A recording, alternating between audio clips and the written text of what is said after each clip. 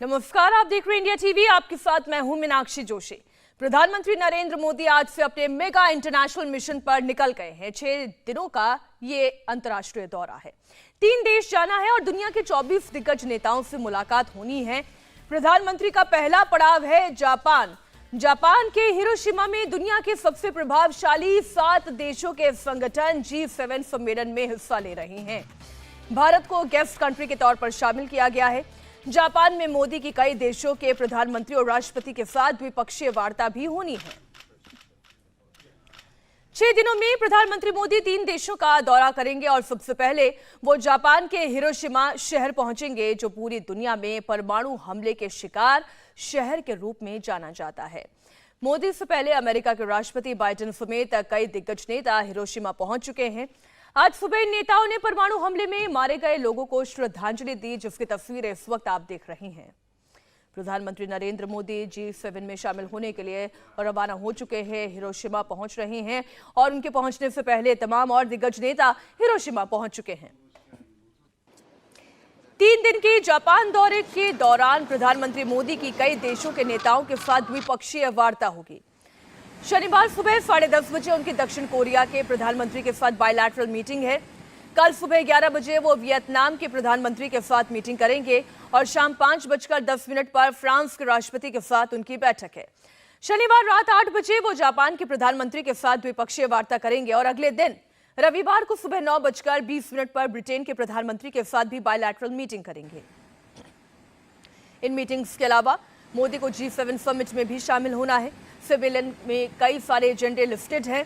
इनमें परमाणु निशस्त्रीकरण, डिजिटलीकरण, आर्थिक सुरक्षा और ऊर्जा पर चर्चा होगी। साइंस एंड टेक्नोलॉजी के अलावा हेल्थ, जलवायु परिवर्तन, खाद्य, क्षेत्रीय मुद्दे, विकास, शांति और प्रगति, आपसी संपर्क बढ़ाने जैसे मसले भी G7 सम्मेलन का एजेंडा है। The 2 structural sessions on the 20th are: first one that relates to food, health, development and gender equality. The second session is on climate, energy and environment. And the third session on 21st of May is titled Towards Peaceful, Stable and Prosperous World. India's regular participation at the G7 summits clearly points to increasing recognition that India should be a part of any serious effort to resolve global challenges, including those of peace, security, development and environment. इस वक्त G7 में कुल 7 members हैं। America, France, Germany, Britain, Japan, Italy और Canada इसके सदस्य हैं। इस बार समिट में भारत को गेस्ट के तौर पर बुलाया गया है। 6 दिनों में प्रधानमंत्री 3 देशों की यात्रा करेंगे। 19 से 21 मई तक वो जापान में रहेंगे। 22 मई को पापुआ न्यू गिनी जाएंगे। 22 से 24 मई तक वो ऑस्ट्रेलिया में रहेंगे। 6 दिन की विदेश यात्रा के दौरान मोदी 40 कार्यक्रमों में हिस्सा लेंगे और 24 नेताओं से उनकी मुलाकात होगी।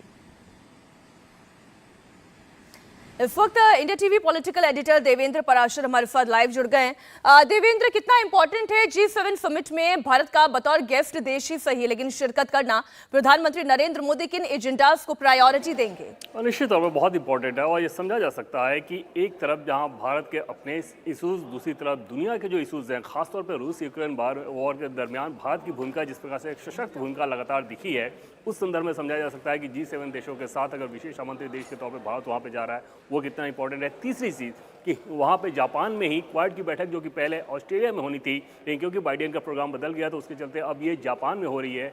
तो क्वाड की बैठक भी आप चाइना के संदर्भ में समझ सकते हैं कि कितनी ज़्यादा महत्ता रख रहा है भारत का उसमें शिरकत करना। तो कुल मिलाकर जो ग्लोबल इशूज़ हों, वो रीजनल इशूज़ हों, किस प्रकार से ग्लोबल स्टेबिलिटी होनी चाहिए, रीजनल स्टेबिलिटी होनी चाहिए, क्षेत्रीय शांति और सुरक्षा के लिए क्या कुछ किया जाना चाहिए, इस संदर्भ में ये बैठक G7 की बैठक बहुत महत्वपूर्ण होने वाली है। और जैसा कि विदेश सचिव को कल हमने सुना, जो कि अभी बयान हम लोग दिखा रहे थे, कि किस प्रकार से जो चाहे जेंडर इक्वलिटी का मसला हो, फूड सिक्योरिटी का मसला हो, क्लाइमेट का मसला हो, एनर्जी का मसला हो, इकोनॉमी के इशूज़ हो, डेवलपमेंट के इशूज़ हो, ये जो सेशन होने हैं 2 दिन में जिसमें भारत शिरकत करेगा, वहाँ पर भारत का नज़रिया निश्चित तौर पर बहुत महत्ता रखता है। और दुनिया के देशों को प्रधानमंत्री नरेंद्र मोदी के दौर में खास तौर पर आप देख रहे हैं कि भारत हर ग्लोबल इशूज़ पे अपनी भूमिका बहुत रेखांकित करके सामने रखता है। तो उस लिहाज से यह बैठक बहुत महत्वपूर्ण होने वाली है। इंडिया टीवी हर वक्त हर जगह डाउनलोड करने के लिए सर्च करें India TV news Google play store या ऐप स्टोर पर।